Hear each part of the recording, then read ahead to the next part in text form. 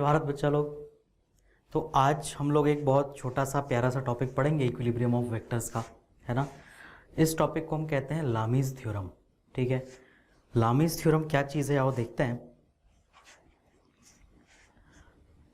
एक चीज़ तुम्हें हमेशा याद रखना है कि लामीज थ्योरम अप्लाई कब करना है। लामीज थ्योरम तुम्हें तब अप्लाई करना है जब इक्विलिब्रियम हो, है ना। जब भी तीन वेक्टर हो तुम्हारे पास such that vector A plus vector B plus vector C क्या होना चाहिए, इक्वल टू जीरो होना चाहिए, तभी लामीज थ्योरम एप्लीकेबल होगा। ठीक है, अब देखते हैं लामीज थ्योरम होता क्या है। क्लियर, मान लो मेरे पास तीन वेक्टर्स हैं ना। लेट अस से वेक्टर है मेरे पास, ये एक वेक्टर है vector A, this vector is vector B and this vector is vector C. कहने का मतलब क्या है कि vector A plus vector B plus vector C must भी जीरो, है ना। ऐसे मन से अपने मन से कोई भी तीन वेक्टर हो तो नहीं चलेगा। क्लियर, तुम्हें ए प्लस बी प्लस सी क्या होना चाहिए, जीरो होना चाहिए। तो उन तीनों वेक्टर को ना मैंने क्या किया, मैंने टेल टू टेल ड्रॉ कर दिया। ये तीन वेक्टर कहीं भी हो सकते हैं। मैं क्या किया, सबको पैरेलली शिफ्ट किया, पैरेलल शिफ्ट कर सकते हैं वेक्टर्स, और ऐसा कर दिया मैंने कि तीनों कैसे ड्रॉ हो गए, टेल टू टेल। अच्छा, कहाँ से सर आप उठा के लाए तीनों वेक्टर, तो मुझे बताओ। अगर vector A plus vector B plus vector C है अगर, तो ज़रूर ये तीनों किसी ट्रायंगल के साइड होंगे ना, टेकन इन सेम ऑर्डर। तो मुझे बताओ ये वेक्टर ए है ना, वेक्टर ए जो है ये ज़रूर क्या होगा, ये कहीं पर इस तरीके से होगा ट्रायंगल का एक side, this is vector A. ठीक है, फिर वेक्टर बी इस तरीके का है, तो वेक्टर बी मुझे सेम ऑर्डर में लेना पड़ेगा ना, तो मैं यहाँ लूँगा वेक्टर बी। ठीक है, याद रखना सेम ऑर्डर, इसलिए मैंने वेक्टर बी यहाँ ड्रॉ नहीं किया। अगर मैं वेक्टर बी यहाँ ड्रॉ करता ना तो ये ए और बी सेम ऑर्डर में नहीं होते। अभी देखो ये सेम ऑर्डर में, और देखो ये वेक्टर सी, तो ये वेक्टर सी जो है ये ज़रूर ये वेक्टर होगा वेक्टर सी, है ना, दिस इज वेक्टर सी। तो देखो सेम ऑर्डर में है, और मैंने क्या किया, सी को इधर उठा के रख दिया, ए को यहाँ रख दिया और बी को यहाँ रख दिया। तीनों को कैसे रख दिया मैंने, टेल टू टेल। क्लियर, तो ऐसे रखा गया ये तीनों वेक्टर्स। अब मुझे पता है कि तीनों वेक्टर का सम क्या है, वेक्टर सम जीरो है। क्यों, क्योंकि ये तीन ट्रायंगल के साइड है तीनों, है ना, सॉरी एक ट्रायंगल के साइड है तीनों, taken in same order. Clear, तो मैंने सबको टेल टू टेल रखा। अब नेक्स्ट क्या, लेट अस से ये जो एंगल है ना, जो एंगल है तुम्हारा, इस एंगल को मैं बोल रहा हूं एंगल अल्फा, इस एंगल को मैं बोल रहा हूं एंगल बीटा, और इस एंगल को मैं बोल रहा हूं एंगल गामा, है ना। ये अल्फा बीटा गामा जो है ये ग्रीक अल्फ़ाबेट्स होता है ना, alpha beta gamma Greek alphabets. मतलब क्या, ऐसे इंग्लिश में ए बी सी डी होता है, हिंदी में क ख ग घ होता है, वैसे ही ग्रीक अल्फ़ाबेट जो ग्रीक लिटरेचर होता है ना उसके अल्फ़ाबेट्स हैं, अल्फा बीटा गामा डेल्टा। आगे जाके हम फ्रिक्शन के लिए म्यू पढ़ेंगे ना, ऐसे बहुत सारे अल्फ़ाबेट आएंगे। ठीक है, तो अल्फ़ा बीटा, और मतलब जस्ट ऐसे नाम देने का वो तरीका है एंगल में ना, हमने अल्फ़ा बीटा गामा इनको नाम दे दिया। ठीक है, वो ग्रीस से आए कि अमेरिका से आए उससे अपने को ज़्यादा मतलब नहीं है। ठीक है, तुम ध्यान से देखो यहाँ मतलब किस चीज़ से है हमें। मैंने अल्फ़ा किसको नाम दिया, जो ए के ठीक ऑपोजिट साइड वाला एंगल है, देखो वेक्टर ए के उल्टा। बीटा किसको नाम दिया, जो बी से उल्टा साइड है। गामा किसको नाम दिया, जो सी के उल्टा साइड है ना, ऑपोजिट साइड। समझ आया, तो अल्फा बीटा गामा कैसे बना रहा हूं मैं, ए से ऑपोजिट साइड वाला अल्फा, बी से ऑपोजिट साइड वाला बीटा, और सी से ऑपोजिट साइड वाला गामा। क्लियर, तो लामीज थ्योरम क्या कहता है, यदि vector A plus vector B plus vector C equal to zero है, देन, है ना, लामीज थ्योरम स्टेट्स दैट कि magnitude of vector A divided by sine alpha will be equal to magnitude of vector b divided by sin beta will be equal to magnitude of vector c divided by sin gamma।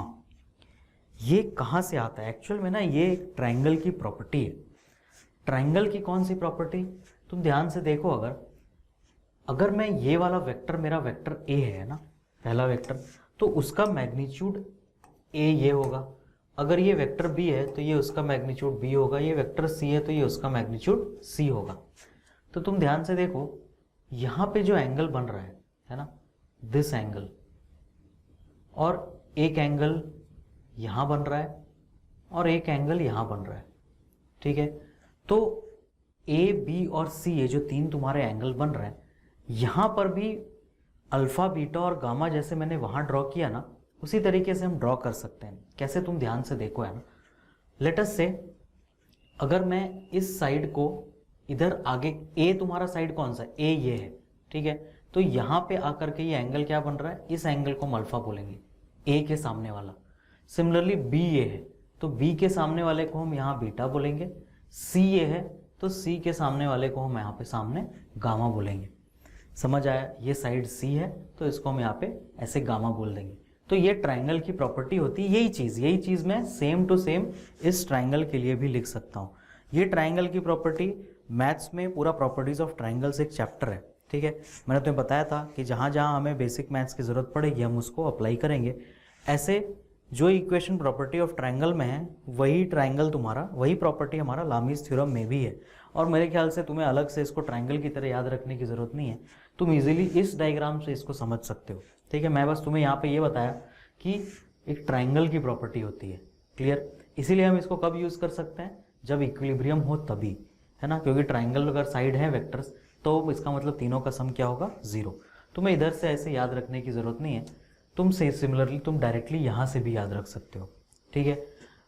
अगर तुम इस चीज़ को ध्यान से अगर तुम देखोगे ना, तो vector A, vector B, vector C में जो वो वाला गामा वहाँ ड्रॉ हुआ है ना, वो एक्चुअल में क्या है, अगर मैं इसको आगे बढ़ा दूँ ना इधर ऐसे, तो दिस एंगल क्या होगा, ये 180 माइनस गामा होगा, ठीक है। तो मैं ना उसी को यहाँ पे गामा लिख रहा हूँ एक्चुअली। तुम देखो ये वही बिल्कुल सेम टू सेम उतना ही बड़ा एंगल बना है वहाँ पे, सेम साइज है उसका। सिमिलरली जो तुम्हारा बीटा वाला एंगल है ना, तुम बीटा वाले एंगल को भी ऐसे एक्सटेंड करोगे तो एक्सटर्नल होगा, मतलब हम एक्सटर्नल वाले एंगल्स को वहाँ पे ले रहे हैं, ठीक है। तुम्हें ये बात मैं तुम्हें इसलिए बता रहा हूँ, तुम ऐसा सोच सकते हो कि सर यहाँ पे तो तीन जो तुम्हारे सम है ये 180 डिग्री होता है, जबकि यहाँ पे इन तीनों का सम कितना होगा, यहाँ तो वो 360 डिग्री होगा ना, क्योंकि वो पूरा सर्कल है ना। This plus this plus this 360, जबकि इसके अंदर 180 है। तो हमारा माइंड डाउट आता है, सर यहाँ पे सम 180 है तो ये वही अल्फा बीटा गामा कैसे। तो एक्चुअल में हम क्या करते हैं ना, हम एक्सटर्नल एंगल्स ड्रॉ करते हैं वहाँ पे।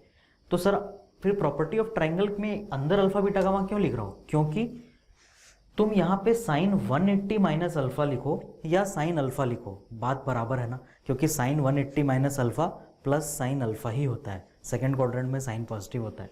सिमिलरली मैं यहाँ 180 माइनस बीटा लिखूँ या साइन बीटा लिखूँ, एक ही बात है। 180 माइनस गामा लिखूँ या साइन गामा लिखूँ, है ना। साइन 180 माइनस गामा या साइन गामा एक ही चीज़ है, साइन 180 माइनस बीटा या साइन बीटा एक ही चीज़ है, इसलिए मैं इसको अल्फा बीटा गामा लिख रहा हूँ, मैं 180 वाला स्टेप लिख ही नहीं रहा। क्लियर सभी को ये चीज़। तो तुम्हें उसको ट्राइंगल से आया है, बस इतना याद रखना कि एक प्रॉपर्टी ऑफ ट्राइंगल होता है कि ऑपोजिट साइड, और ये क्या है, ऑपोजिट साइड है ना, ये ऑपोजिट साइड और एंगल, ए है तो ये अल्फा, बी तो ये बीटा, सी तो ये गामा। तो हम ऐसा सबका रेशियो क्या लिख सकते हैं, इक्वल लिख सकते हैं, ठीक है। तो अभी इस ट्राइंगल वाली चीज़ को भूल जाओ, ये अपने ज़्यादा काम का नहीं है कुछ भी। मेन जो तुम्हारा डायग्राम इस राइट साइड में बना हुआ है वो काम का डायग्राम है हमारा, ठीक है। जस्ट अ सेकेंड, ठीक है। तो इस पर्टिकुलर डायग्राम से अपने को ज़्यादा मतलब नहीं है, तो इसे हम अभी नहीं देखेंगे ना। आओ इधर देखते हैं इसका यूज़ कैसे करना है, ठीक है। इसका यूज़ कैसे करना है, ये तुम्हारे सामने रिजल्ट आ गया, क्लियर। जब भी तीन वेक्टर इक्विलिब्रियम में हैं तो तुम ऐसा लिख सकते हो। तो इस पर ज़्यादा टाइम वेस्ट ना करते हो, हम क्या करते हैं, हम सीधे इसका न्यूमेरिकल फटाक से सॉल्व कर लेते हैं ताकि तुम्हें बात पकड़ में आ जाए पूरा, ठीक है। देखो यहाँ पे तीन वेक्टर ड्रॉ हैं, ये वेक्टर ए है, ये वेक्टर बी है, वेक्टर सी है। क्वेश्चन में क्या क्या है, डेटा गिवन है। ये जो वेक्टर ए है उसका मैग्नीट्यूड गिवन है 10, ये वाला एंगल 150 दिया हुआ है ना, ये एंगल 150 है और ये एंगल भी 150 है। इतना डेटा उसने क्वेश्चन में दे दिया। पूछ क्या रहा है तुमसे, तुम्हें वेक्टर बी और वेक्टर सी का मैग्नीट्यूड पूछ रहा है वो, क्लियर। अब देखो है ना, ध्यान से क्या करेंगे हम, हमें मालूम है, हम यहाँ पे सबसे पहला काम तुम क्या करो, तुम अल्फा बीटा गामा आइडेंटिफाई कर लो। मुझे बताओ अगर ये ए है तो ज़रूर ये अल्फा है, अगर ये बी है तो यहाँ जो भी एंगल आएगा ये बीटा आएगा, अगर ये सी है तो यहाँ जो भी एंगल आया ये क्या आया, गामा आया ना, उसका उल्टा। अब बीटा कितना है, ये 150 150 300 हो गया, तो बीटा ज़रूर 60 डिग्री होगा, है ना। क्योंकि टोटल सम तीनों का कितना होना है 360 डिग्रीज। अब अपना इक्वेशन लिख लेते हैं, ठीक है, जो अपने को इक्वेशन आता है a बाई साइन अल्फा, है ना, a by sine alpha equal to b by sine beta equal to c by sine gamma, ठीक है। अब इसमें जिस चीज की वैल्यू तुम्हें पता है लिख लो। a का मैग्नीट्यूड तुम्हें पता है 10, ये लिख लिया मैंने। साइन अल्फा मतलब sine 150 degree equal to b का मैग्नीट्यूड नहीं पता, वो क्वेश्चन में पूछा है हमसे, निकालना है। बीटा कितना है 60 डिग्री, तो मैं क्या लिखूंगा sine 60 degree equal to c का मैग्नीट्यूड नहीं पता, साइन 150 डिग्री है ना, गामा की वैल्यू 150 डिग्री, तो साइन 150 डिग्री।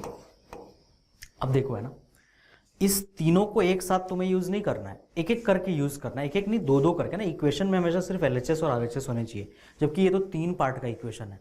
तो मुझे बताओ, अगर मैं सिर्फ इतना ले लूँ, अभी c वाला पार्ट छोड़ दूँ, सिर्फ इतना ले लूँ, ठीक है, 10 by sine 150 equal to b by sine 60, तो बाकी सब वैल्यू पता है, b की वैल्यू निकल आएगी ना, ठीक है। तो मैं क्या कर रहा हूँ, मैं पहले सिर्फ इन दोनों को ले रहा हूँ, है ना, सिर्फ इन दोनों को ले रहा हूँ और उससे b की वैल्यू निकाल ले रहा हूँ, है ना। इस इक्वेशन से b की वैल्यू क्लियरली पता चल रही है, कितनी होगी 10 by sine 150 degree into sine 60 degree, ठीक है। इसके आगे कैलकुलेशन मैं अब नहीं करूँगा, ये सब तुम्हें अब फटाफट निकालना आना चाहिए। साइन 150 मतलब साइन 180 माइनस 30 मतलब प्लस साइन 30 सेकेंड क्वाड्रेंट, तो ये हाफ वो रूट 3/2, फटाफट b का मैग्नीट्यूड तुम निकाल लोगे। क्लियर सभी को ये चीज़, तो तुम्हें अपने b का मैग्नीट्यूड का आंसर आ जाएगा। या एक काम करता है, मैं पर्टिकुलर ये कैलकुलेशन कर देता हूँ, c वाला तुम खुद से करोगे ना, b की वैल्यू फिर कितनी हो जाएगी बताओ, 10 बाई साइन 150, साइन 150 क्या होगा, साइन 180 माइनस 30 मतलब सेकेंड क्वाड्रेंट, ठीक है, वहाँ साइन पॉजिटिव है, तो साइन 30 की वैल्यू हाफ, तो हाफ नीचे का 2 ऊपर चला जाएगा ना, ठीक है, और इंटू साइन 60, तो साइन 60 की वैल्यू कितनी है रूट 3/2। इसका मतलब b का मैग्नीट्यूड आ गया 10 रूट 3। एक आंसर मिल गया हमें अपना, है ना, b का मैग्नीट्यूड कितना आ गया 10 रूट 3। c का मैग्नीट्यूड कैसे निकलेगा, मुझे बताओ, क्या c का मैग्नीट्यूड में, अब b का मैग्नीट्यूड मिल गया तुम्हें, तो तुम यहां से लेके यहां तक का इक्वेशन ले सकते हो। तुम चाहो तो 10 by sine 150 equal to c by sine 150 भी कर सकते हो, इनवर्ट उससे ज़्यादा जल्दी आंसर आ जाएगा।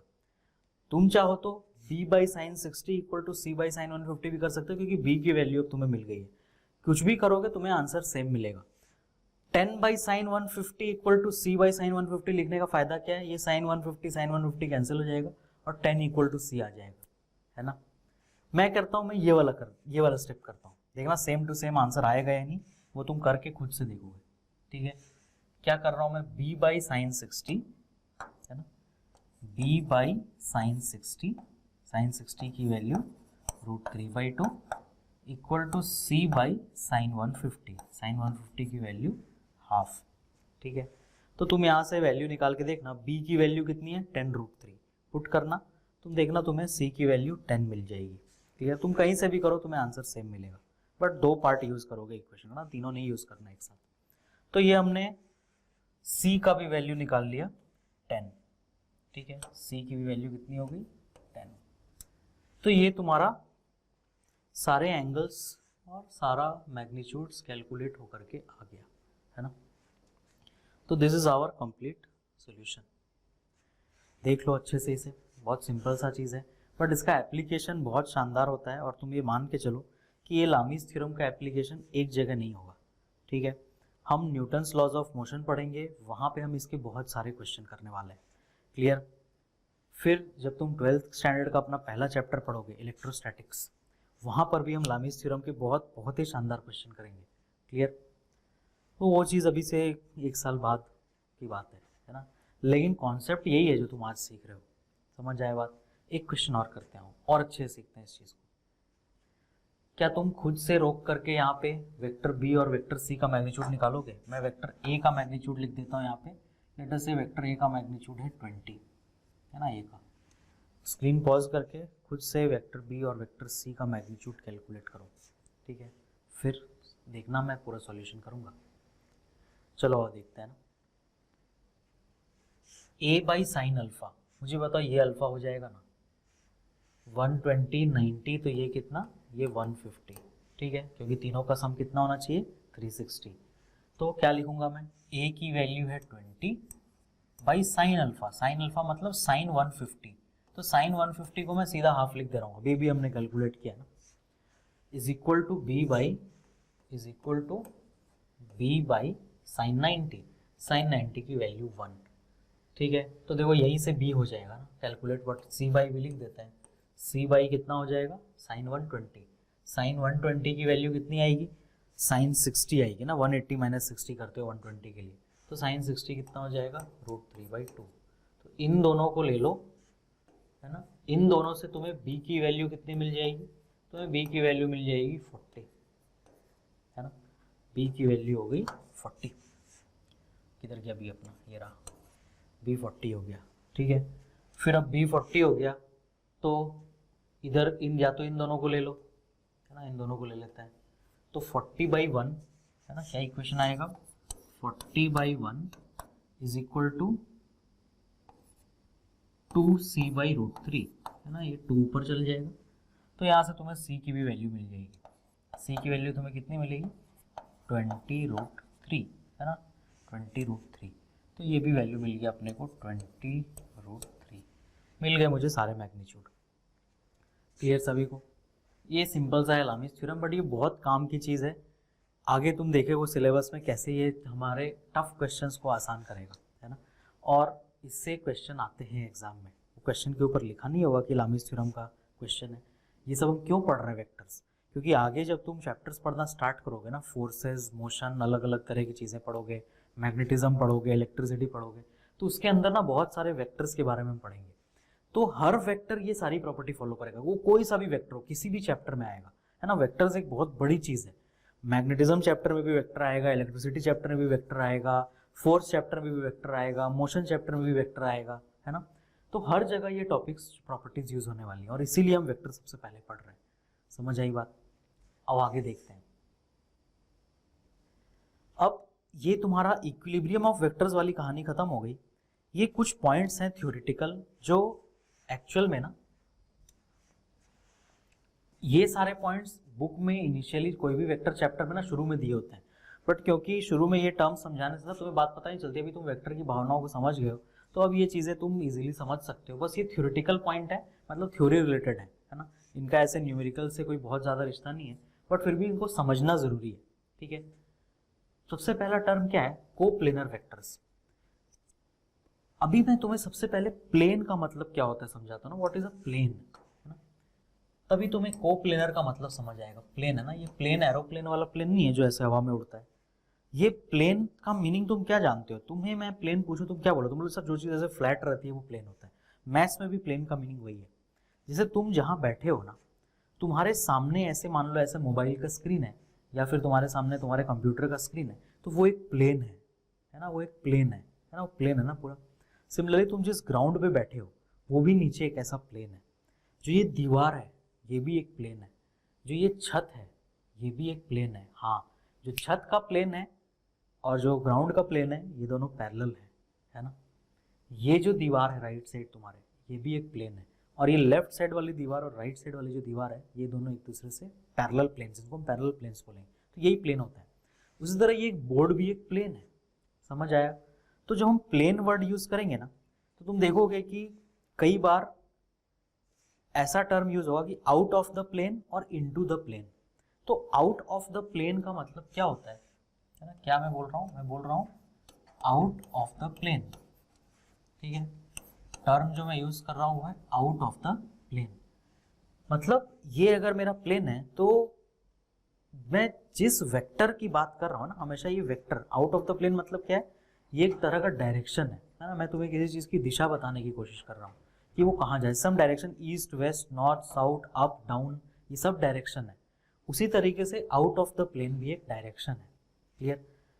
तो कोई भी वेक्टर, मान लो ये मेरा प्लेन है ना, ये बोर्ड एक प्लेन है, इसमें से ऐसे बाहर आ रहा है, तो तुम सोचो मैं उसको बोर्ड पे कैसे ड्रॉ करूंगा।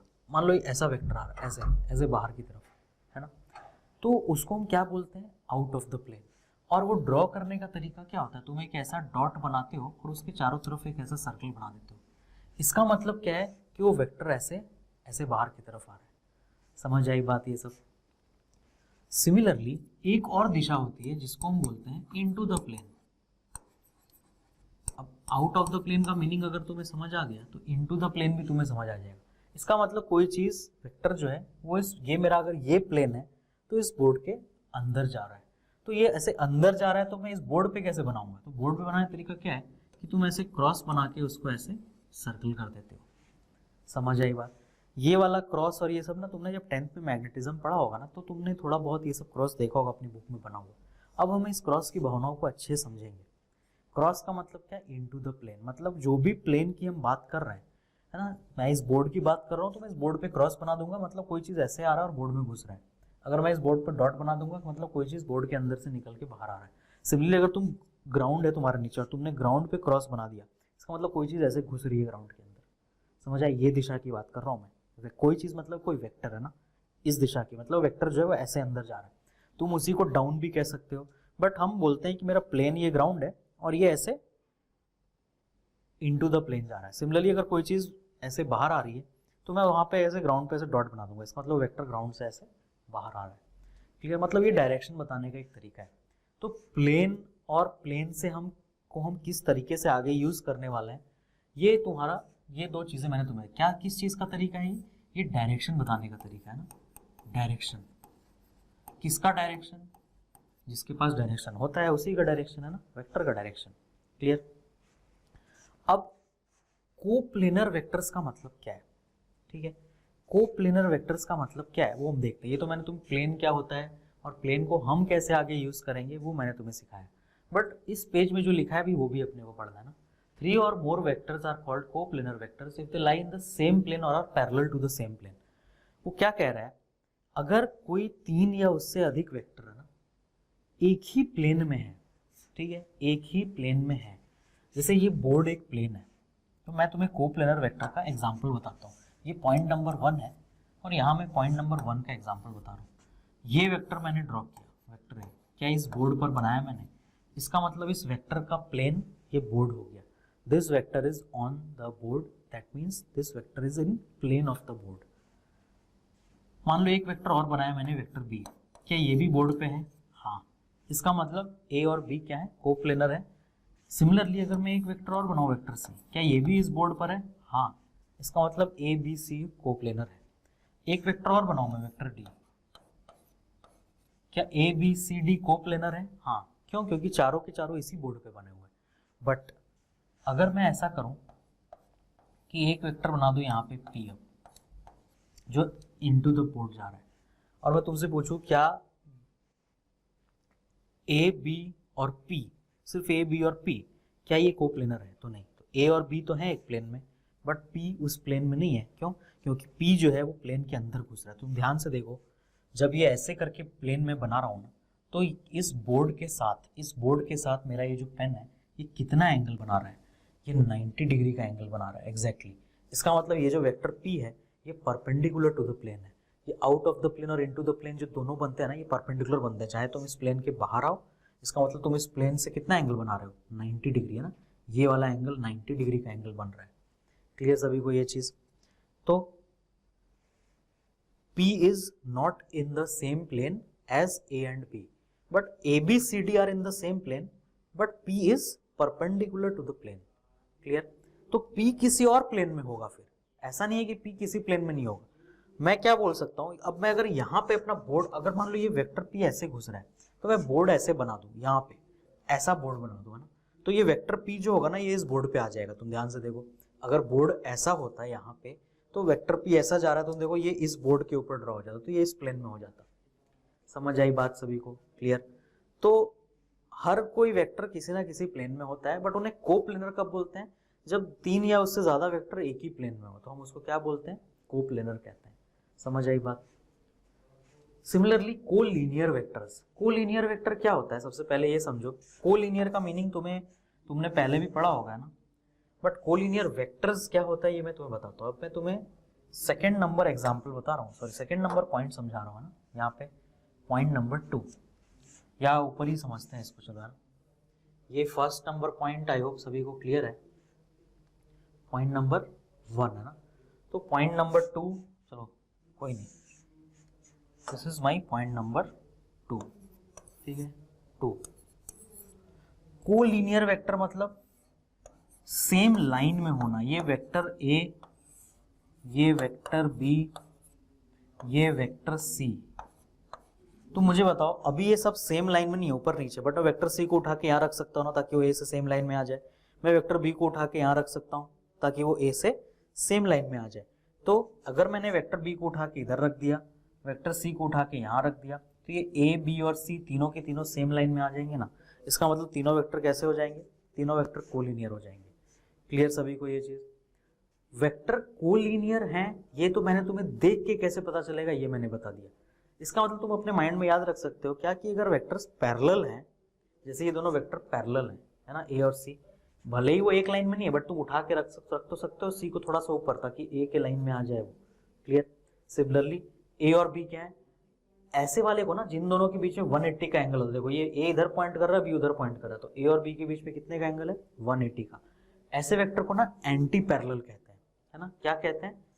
एंटी पैरेलल ना। ए और बी क्या है, ए और बी एंटी पैरेलल वेक्टर्स हैं। एंटी पैरेलल का मतलब क्या, एंगल कितना होगा, 180 डिग्री। ये कौन है एंटी पैरेलल, वेक्टर ए और वेक्टर बी है एंटी पैरेलल, याद रखना। समझ आई बात? ऐसा नहीं कि तुम सिर्फ एंटी पैरेलल लिख देना अपने नोट्स में, बट ए और सी जो है वो पैरेलल है। मतलब कोलिनियर वेक्टर क्या होंगे, या तो पैरेलल होंगे या तो एंटी पैरेलल होंगे। ये हो गया देख के पता करना।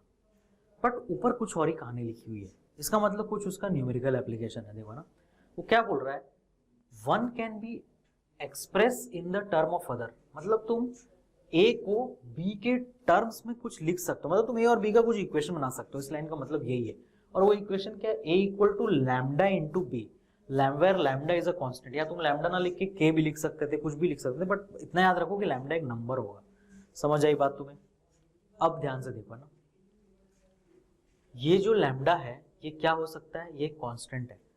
अब अपने माइंड को तुम पूरा का पूरा multiplication of vector with a scalar पे ले जाओ, जो मैंने तुम्हें पढ़ाया था। या तो नोट्स खोल लो अपने नोटबुक में, सेम पेज वाला है ना, या फिर तुम उस, अगर तुम्हें याद है तो बहुत अच्छी बात है, या फिर वो नोट्स खोल लो। तुम ध्यान से देखो वहां पे हम एक वेक्टर को, यहाँ पे वेक्टर बी है, उसको मैं एक स्केलर से मल्टीप्लाई कर रहा हूँ, है ना। मैं उस वेक्टर बी को क्या कर रहा हूँ, स्केलर से मल्टीप्लाई। तो क्या होता था, अगर तुम एक पॉजिटिव स्केलर से मल्टीप्लाई करते थे तो उसका मैग्नीट्यूड चेंज होता था बट डायरेक्शन सेम रहता था। तो मुझे बताओ, अगर मैं इसको ए लूं और इसको सी लूं तो मैं ए इक्वल टू लैम्डा सी लिख सकता हूं ना। ध्यान से देखो, अगर सी कितना बड़ा है ए से, डायरेक्शन दोनों का सेम है। क्यों? क्योंकि लैम्डा मैंने पॉजिटिव माना उसको। अगर लैम्डा को तुम नेगेटिव ले लोगे तो उल्टा बन जाएगा। समझ आई बात?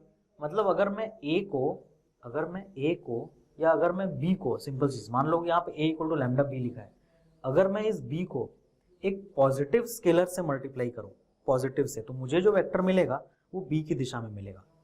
अगर मैं बी को एक नेगेटिव स्केलर से मल्टीप्लाई करूं तो मुझे जो वेक्टर मिलेगा वो बी के उल्टे दिशा में मिलेगा।